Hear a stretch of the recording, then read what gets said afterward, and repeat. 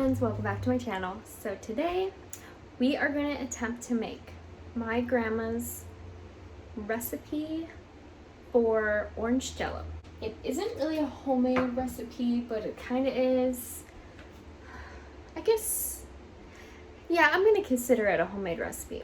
The only reason I'm not considering it a homemade recipe is because it has this jello but it's still homemade, and I believe it's her recipe. I don't really remember where she got the recipe from. I can't find the recipe anywhere online, so that's why I'm calling it her recipe, and that is who I got it from. In order to make this recipe, you do not need very many things. All you need is mandarin oranges, just a small can. I use the 10.5 ounce. I don't really remember if I use the entire can or just some of it. And then you're going to want to use a box of orange jello, and then a couple scoops of orange sherbet ice cream.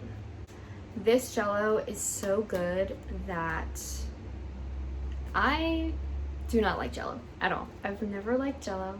I hate jello. I hate the consistency. I hate the texture, the taste. It just tastes so fake and artificial. But this recipe is really good. It's amazing because it has these mandarin oranges in there, and then the sherbet and all of it just mixed up together just makes an amazing jello. How she would make it is, I guess you're just supposed to follow the directions on the jello box and kind of make it like you're making the jello regularly.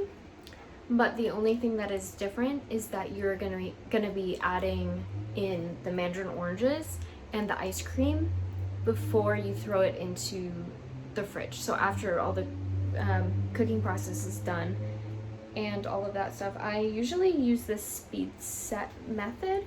So that is what we're gonna be using.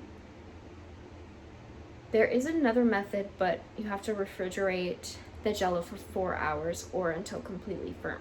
So we're just going to use the speed set method, because once you're done making it, you just throw it in the fridge or the freezer, and when it's firm, you can eat it. So I kind of like that method a little bit better. So let's go ahead and start making this jello. So the very first thing that we're going to be doing is we're going to be adding 3/4 cup of water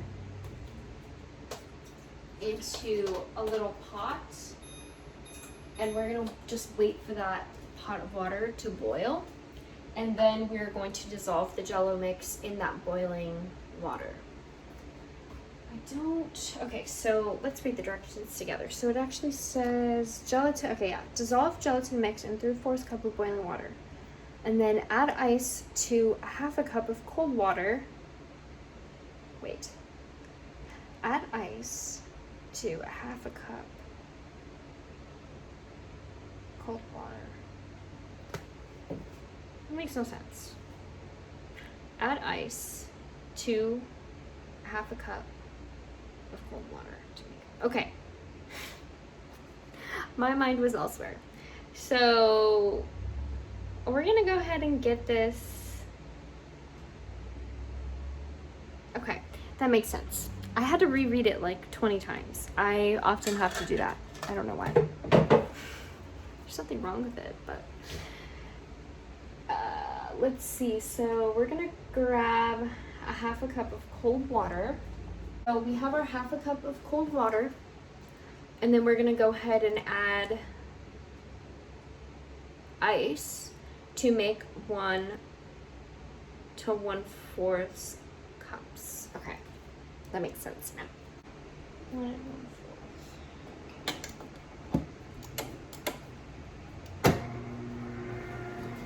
Oh no. Okay, good. I thought my ice maker was broken again. It might be. Oh no. That sucks. Oh my gosh, our water's already boiling. This is already not going too well. Okay, we're gonna take that off for a minute. And I'm gonna unclog this ice machine. Okay, so it just turns out that I don't have ice in there. Our ice maker is a little weird, So I don't think it'll be too much of a problem if we just fill the rest with cold water. There is already a couple of ice cubes in there, so I don't think it should be too much of a problem. It is pretty cold. I might just throw it in the freezer for a few minutes while we dissolve that gelatin in our boiling water.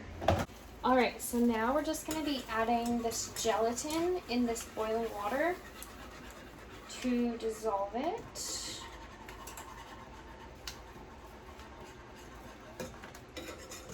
And then we take it off the heat because I don't think it needs to be on the heat. Let me just look.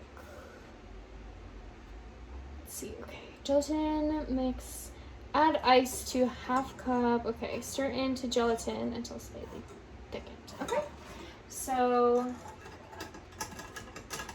we're gonna go ahead and grab that cup of water. And it just says slowly mix in the cold water until it has thickened.